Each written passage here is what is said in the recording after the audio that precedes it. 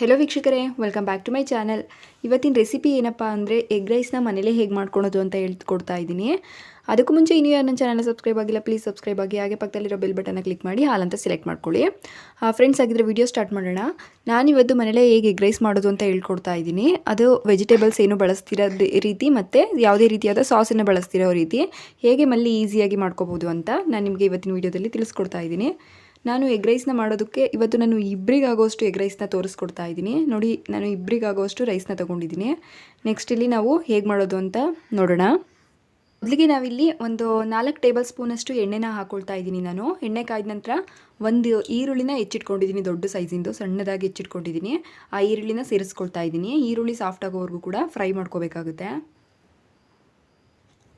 ನೋಡಿ, ಈ ರೀತಿಯಾಗಿ ಎಣ್ಣೆಗೆ ಹಾಕಿದ ನಂತರ ನಾವು ಇದನ್ನು ಸಾಫ್ಟ್ ಆಗೋವರೆಗೂ ಕೂಡ ಈರುಳ್ಳಿನ ಫ್ರೈ ಮಾಡ್ಕೋಬೇಕು. ನೆಕ್ಸ್ಟ್ ನೋಡಿ, ಇಲ್ಲಿ ಈ ರೀತಿ ಈರುಳ್ಳಿ ಫ್ರೈ ಆದ ನಂತರ ನಾವು ಇದಕ್ಕೆ ಸ್ವಲ್ಪ ಬೆಳ್ಳುಳ್ಳಿನ, ಒಂದು 4 ಇಕ್ಳು ಬೆಳ್ಳುಳ್ಳಿನ ಸಣ್ಣದಾಗಿ ಹೆಚ್ಚಿಟ್ಕೊಂಡಿದ್ದೀನಿ, ಅದನ್ನು ಸೇರಿಸ್ಕೊಳ್ತಾ ಇದ್ದೀನಿ. ನೆಕ್ಸ್ಟ್ ನಾವಿಲ್ಲಿ ಹಸಿಮೆಣ್ಸಿಕಾಯಿನ ಸೇರಿಸ್ಕೊಳ್ಳೋಣ. ನೀವು ಶುಂಠಿ ಬೆಳ್ಳುಳ್ಳಿ ಎರಡನ್ನೂ ಕೂಡ ಈ ರೀತಿಯಾಗಿ ಚಿಕ್ಕದಾಗಿ ಹೆಚ್ಚಿನೇ ಆದರೂ ಹಾಕೋಬೋದು, ಅಥವಾ ಶುಂಠಿ ಬೆಳ್ಳುಳ್ಳಿ ಪೇಸ್ಟ್ ಆದರೂ ಸೇರಿಸ್ಕೊಳ್ಬೋದು. ನಾನು ಶುಂಠಿ ಬೆಳ್ಳುಳ್ಳಿ ಪೇಸ್ಟನ್ನು ಕೂಡ ಸೇರಿಸ್ಕೊಳ್ತೀನಿ. ಮತ್ತು ಶುಂಠಿ ಬೆಳ್ಳುಳ್ಳಿ ಪೇಸ್ಟ್ ಹಾಕಿದ್ರೂ ಕೂಡ ಸ್ವಲ್ಪ ಬೆಳ್ಳುಳ್ಳಿನ ಈ ರೀತಿಯಾಗಿ ಸಣ್ಣದಾಗಿ ಹೆಚ್ಚಾಕಿದ್ರೂ ಕೂಡ ಚೆನ್ನಾಗಿರುತ್ತೆ. ನಾನಿಲ್ಲಿ ಹಸಿಮೆಣ್ಸಿನ್ಕಾಯಿ ಮತ್ತು ಕ್ಯಾಪ್ಸಿಕಮ್ನ ಸೇರಿಸ್ಕೊಳ್ತಾ ಇದ್ದೀನಿ. ಕ್ಯಾಪ್ಸಿಕಮ್ ಎಗ್ ರೈಸ್ಗೆ ಹಾಕೋದ್ರಿಂದ ಟೇಸ್ಟ್ ತುಂಬ ಚೆನ್ನಾಗಿರುತ್ತೆ. ಇದನ್ನು ಸ್ಕಿಪ್ ಮಾಡಬೇಡಿ.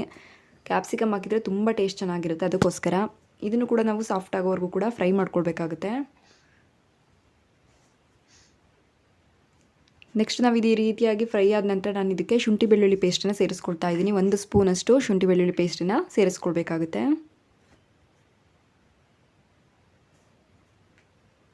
ಅದನ್ನು ಕೂಡ ಹಾಕಿ ನಾವು ಫ್ರೈ ಮಾಡ್ಕೊಳ್ಳೋಣ. ಈ ರೀತಿಯಾಗಿ ನೀಟಾಗಿ ಚೆನ್ನಾಗಿ ಫ್ರೈ ಮಾಡ್ಕೊಳ್ಳಿ. ಶುಂಠಿ ಬೆಳ್ಳುಳ್ಳಿ ಫ್ಲೇವರ್ ಇರುತ್ತಲ್ಲ, ಅದು ಹೋಗೋವರೆಗೂ ಕೂಡ, ಪೇಸ್ಟಲ್ಲಿರೋವಂಥ ಫ್ಲೇವರ್ ಹೋಗೋವರೆಗೂ ಕೂಡ ಫ್ರೈ ಮಾಡ್ಕೋಬೇಕಾಗುತ್ತೆ. ನೆಕ್ಸ್ಟ್ ನಾವು ಇದಕ್ಕೆ ಎಗ್ ಸೇರಿಸ್ಕೊಳ್ಳೋಣ. ಇಬ್ಬರಿಗೆ ಮಾಡ್ತಾ ಇರೋದು 4 ಎಗ್ಗನ್ನ ಸೇರಿಸ್ಕೊಳ್ತಾ ಇದ್ದೀನಿ. ಇಬ್ಬರಿಗೆ 4 ಎಗ್ ಅಂತಲೇ ಏನಲ್ಲ, ನಿಮಗೆ ಎಗ್ ಎಷ್ಟು ಬೇಕೋ ಅಷ್ಟನ್ನು ಸೇರಿಸ್ಕೊಳ್ಳಿ. ಸೇರಿಸ್ಕೊಂಡ್ಬಿಟ್ಟು ನಾವು ಇದನ್ನು ಆಗಿದ ತಕ್ಷಣ ಮಿಕ್ಸ್ ಮಾಡಬಾರ್ದು, ಅದು ಒಂಥರ ಕಲಸ್ಕೊಂಡಂಗೆ ಆಗಿಬಿಡುತ್ತೆ.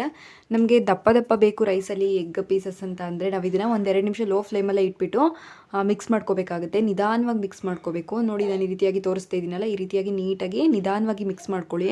ಈ ರೀತಿ ಮಿಕ್ಸ್ ಮಾಡ್ಕೊಳ್ಳೋದ್ರಿಂದ ನಮಗೆ ಲಾಸ್ಟಲ್ಲಿ ರೈಸಲ್ಲಿ ದಪ್ಪ ದಪ್ಪ ಪೀಸ್ ಸಿಗುತ್ತೆ.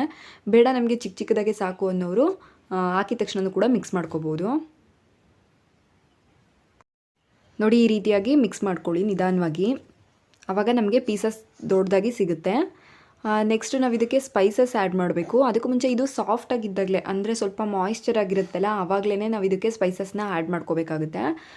ಏನೇನು ಹಾಕೋದು ಅಂತ ನೋಡೋಣ ಬನ್ನಿ. ನಾನು ಇಲ್ಲಿ ಒಂದು 1/4 ಟೀ ಸ್ಪೂನಷ್ಟು ಪೆಪ್ಪರ್ ಪೌಡರ್ನ ಹಾಕ್ಕೊಳ್ತಾ ಇದ್ದೀನಿ. ನೆಕ್ಸ್ಟು ಒಂದು 1/4 ಟೀ ಸ್ಪೂನಷ್ಟು ಗರಂ ಮಸಾಲ, ಹಾಗೆ ಒಂದು 1/4 ಟೀ ಸ್ಪೂನಷ್ಟು ಅಜ್ಕಾರದ ಪುಡಿ, ಮತ್ತು ಒಂದು ಸ್ವಲ್ಪ ಅರಿಶಿನ ಸೇರಿಸ್ಕೊಳ್ಳೋಣ. ನೆಕ್ಸ್ಟ್ ನಾವು ಇದಕ್ಕೆ ರುಚಿಗೆ ಎಷ್ಟು ಬೇಕಷ್ಟು ನಾವು ಉಪ್ಪನ್ನ ಸೇರಿಸ್ಕೊಂಡು ಮಿಕ್ಸ್ ಮಾಡ್ಕೋಬೇಕಾಗುತ್ತೆ. ಜಾಸ್ತಿ ಜನಕ್ಕೆ ಮಾಡೋರು ಇದೇ ಇಂಗ್ರೀಡಿಯೆಂಟ್ಸ್ನ ಡಬಲ್ ಮಾಡಿದರೆ ಸಾಕಾಗುತ್ತೆ. ನಾನಿಲ್ಲಿ ಇಬ್ಬರಿಗೆ ಮಾಡ್ತಿರೋದ್ರಿಂದ ಇಷ್ಟು ಸ್ಪೈಸಸ್ನ ಆ್ಯಡ್ ಮಾಡಿದ್ದೀನಿ. ನಾವಿಲ್ಲಿ ಇದನ್ನು ಫುಲ್ಲು ಡ್ರೈ ಆಗೋವರೆಗೂ ಕೂಡ ರೋಸ್ಟ್ ಮಾಡಬಾರ್ದು. ಆ ಮೊಟ್ಟೆಲಿರೋವಂಥ ಸ್ವಲ್ಪ ಮಾಯಿಶ್ಚರ್ ಹಂಗೆ ಇರಬೇಕು. ಅದಿದ್ದಾಗಲೇ ನಾವು ರೈಸನ್ನು ಆ್ಯಡ್ ಮಾಡಬೇಕಾಗುತ್ತೆ. ಫುಲ್ ಡ್ರೈ ಮಾಡಿದರೆ ರೈಸ್ ಚೆನ್ನಾಗಿ ಹೋಗೋದಿಲ್ಲ. ಅದಕ್ಕೋಸ್ಕರ ನಾವು ಸ್ವಲ್ಪ ಮಾಯಿಶ್ಚರ್ ಆಗಿರಬೇಕದು, ಆವಾಗ ನಾವು ಅದಕ್ಕೆ ರೈಸ್ನ ಆ್ಯಡ್ ಮಾಡಬೇಕಾಗುತ್ತೆ. ನೋಡಿ, ಈ ರೀತಿಯಾಗಿ ನೀಟಾಗಿ ಮಿಕ್ಸ್ ಮಾಡ್ಕೊಂಡ ನಂತರ ನಾವು ತಗೊಂಡಿರೋವಂಥ ರೈಸನ್ನ ಇದಕ್ಕೆ ಸೇರಿಸ್ಕೊಳ್ಳೋಣ. ಲಾಸ್ಟಲ್ಲಿ ನಾವು ಇದಕ್ಕೆ ಸ್ವಲ್ಪ ಕೊತ್ತಂಬರಿ ಸೊಪ್ಪನ್ನು ಆ್ಯಡ್ ಮಾಡಿಬಿಟ್ಟು ನೀಟಾಗಿ ಮಿಕ್ಸ್ ಮಾಡ್ಕೊಳ್ಳೋಣ.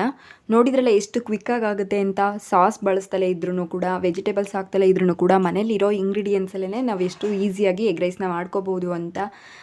ಈ ರೆಸಿಪಿ ನಿಮ್ಗೆ ಇಷ್ಟ ಆಗಿದೆ ಅಂದ್ಕೊಳ್ತೀನಿ. ಇಷ್ಟ ಆಗಿದ್ರೆ ಒಂದು ಲೈಕ್ನ ಮಾಡಿ. ಈ ರೀತಿಯಾಗಿ ಮನೇಲೇ ಮಾಡ್ಕೊಂಡು ತಿನ್ನೋದ್ರಿಂದ ಹೈಜಿನಿಕ್ಕಾಗೂ ಇರುತ್ತೆ, ಹೆಲ್ದಿಯಾಗೂ ಕೂಡ ಇರುತ್ತೆ. ಹೊರಗಡೆ ತಿನ್ನೋದಕ್ಕಿಂತ ಈ ರೀತಿಯಾಗಿ ಮನೇಲೇ ಮಾಡ್ಕೊಂಡು ತಿನ್ನಿ. ಈ ವಿಡಿಯೋ ಇಷ್ಟ ಆಗಿದೆ ಅನ್ಕೋತೀನಿ. ವಿಡಿಯೋ ಇಷ್ಟ ಆಗಿದ್ರೆ ಲೈಕ್ ಮಾಡಿ. ಹಾಗೆ ಇನ್ನೂ ಯಾರು ನನ್ನ ಚಾನಲ್ ಸಬ್ಸ್ಕ್ರೈಬ್ ಆಗಿಲ್ಲ, ಸಬ್ಸ್ಕ್ರೈಬ್ ಆಗಿ. ವಿಡಿಯೋ ಇಷ್ಟ ಆದರೆ ನಿಮ್ಮ ಫ್ಯಾಮಿಲಿ ಮೆಂಬರ್ಸ್ಗೂ ಕೂಡ ಶೇರ್ ಮಾಡಿ. Thank you for watching.